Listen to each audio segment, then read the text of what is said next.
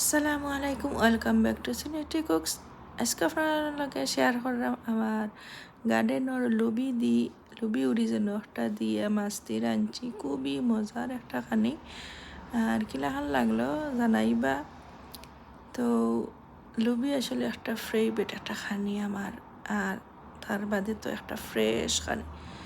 আসলে এই দেশের লুবি নাইনি, বারিক বারিক খালা খালা থাকে, আমার খাইতে ভালো লাগে না, আমি আনিও না।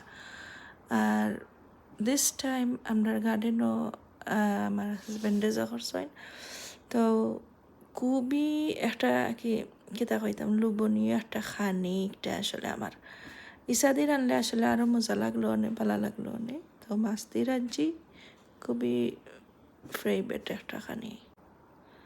তো প্রথমে তো আমি পেঁয়াজ দিয়া একটা পেঁয়াজ দিছি গ্রেট করিয়া, তার বাদে হলুদ মরিচ দিছি, তার বাদে লুবি দিয়া একটু মশলাটাকে কষাইয়া তার বাদে লুবি দিলাইছি, দিয়া লুবিটারে একটু বালা হরিজ করিয়া তার বাদে মাছ দিছি দিয়া নাও একটু পানি দিলাইছি।